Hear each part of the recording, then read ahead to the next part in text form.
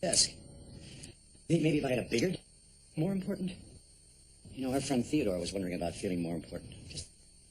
And then, something very surprising happened to him. It all began at the morning work meeting. Thatcher was telling the Tugs their jobs for the day. Today, important job for you. There is a...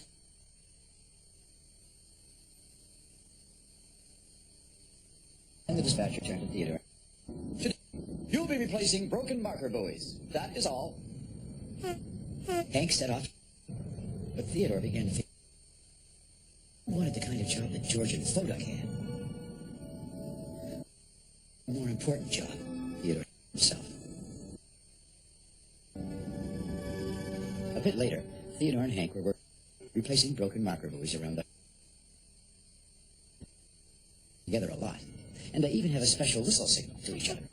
It doesn't really mean anything. Hello, I'm happy. It was their own special whistle for each other. That evening, as the sun was sailing out to sea, Theodore and Hank were talking about their day. Marker buoys are a lot heavier than they look, aren't they, Hank? Theodore was saying. Just a small fish, just a big fish. We did a good job together, Theodore. Theodore, agreed Hank. The two Tugs felt great. It always seemed that being together and talking about things together was as much fun as doing. Well, said Hank sleepily, it was a nice day. Good night, Theodore.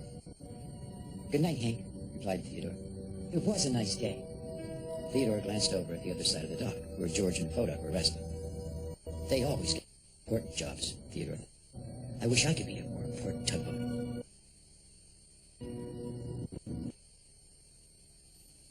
Work. They started to float back to their regular places at the great Ocean Tug and Salvage Company dock. That's when George turned to Theodore and said the most surprising thing. Theodore, do you want to dock beside me? Well, I was very surprised, because always this side was the more important side of the dock. You see, George is an ocean tug, and he always docks with the other ocean tugs, Emily and Foduck.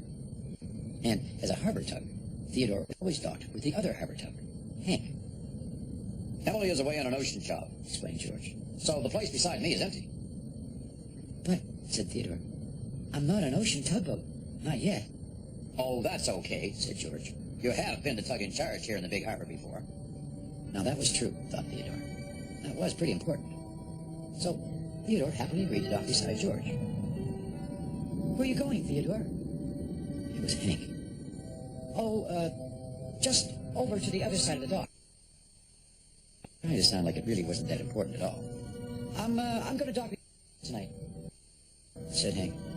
We always dock together. It's just for tonight, Hank, repeated Theodore. Because Emily's away. Because, well, George asked me to. Theodore settled into his new place. Like George. It does seem nicer on this side of the dock, Theodore saw. He could even see all the way past Benjamin Bridge. Was the special feeling Theodore had of being with the bigger ocean tugs. It made him feel special, more important. The next morning, ocean tugs, and wouldn't you know it, that day the dispatcher chose Theodore for an important job. He'd be working with George, moving a giant oil rig. Hank was sent to replace broken marker buoys again. See you later, Theodore.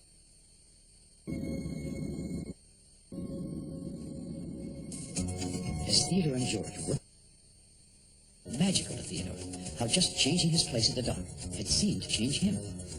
He was already feeling like a more important tugboat. Theodore was so excited that he made his special whistle signal. Just to say, hello, I'm happy. He hadn't heard Theodore's special whistle before, and he thought it might be a special kind of emergency whistle. So he tried to stop the oil rig right away.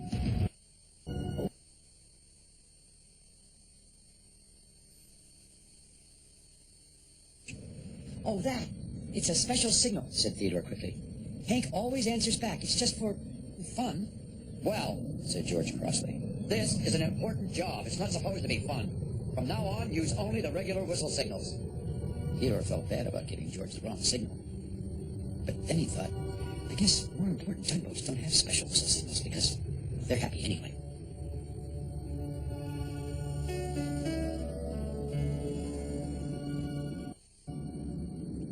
Hank was floating quietly at his place at the dock when Theodore returned from working with George.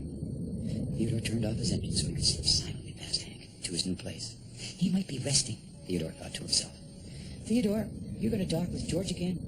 Asked Hank quietly. Oh, replied, as if he was deciding right then and there. Maybe just tonight. Emily still isn't back.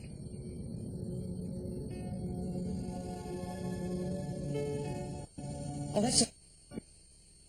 He was quiet for a moment, then he said, Theodore, are you still my friend? Sure I am, Hank, answered Theodore, trying to sound convincing. It's just that, well, things are different now.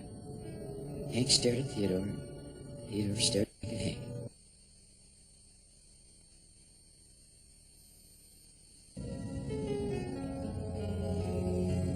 Theodore wanted to talk with George all about their exciting day, moving the giant oil rig together. Oil rigs are a lot heavier than they look, began Theodore. Oh, I moved a giant supertanker all by myself once, said George, cutting Theodore off impatiently. Much heavier than oil rigs. Well, said Theodore, still, we did a really good job together. We're a good team, and we... But George cut... Tankers are the heaviest ships on the ocean. And then George began to tell Theodore all about moving that supertanker, talking louder and louder and blowing up more and more smoke to get it.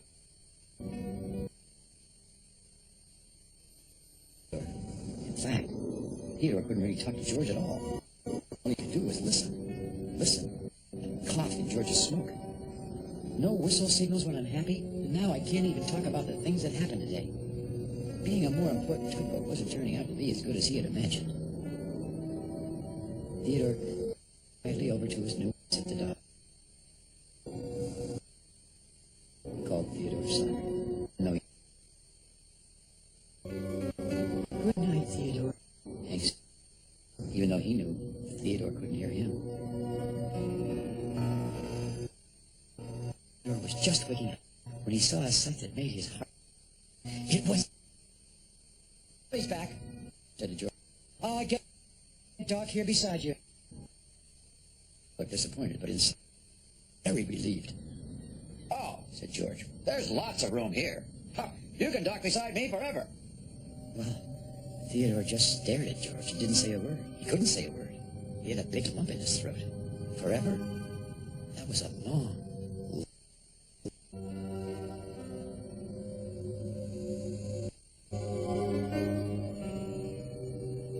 A little later, Theodore helped George take a ship out of the... Theodore couldn't stop thinking about living on... He wanted to be a more important boat, and he thought that's where more important tugboats ever... But now, it just didn't make him feel happy. In fact, right now, Theodore felt sad. Just then, he heard a whistle, a special whistle. Hello, I'm happy. Replacing another broken marker buoy. Theodore didn't want to whistle back. He was afraid George would get upset again. But somehow, just hearing Hank's whistle made Theodore feel a little better.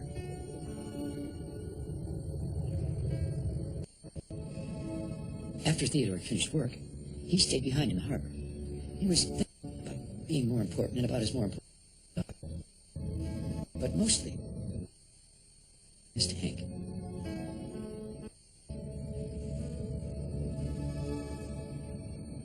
The other tugs were all at the great ocean dock. Theodore was headed towards the ocean tug on the dock. Now to Hank, it looked like about the day's adventures. Hank turned sadly towards his part of the dock. It was a whistle. Special whistle. Hank whistled back and slowly looked around. Theodore, what are you doing?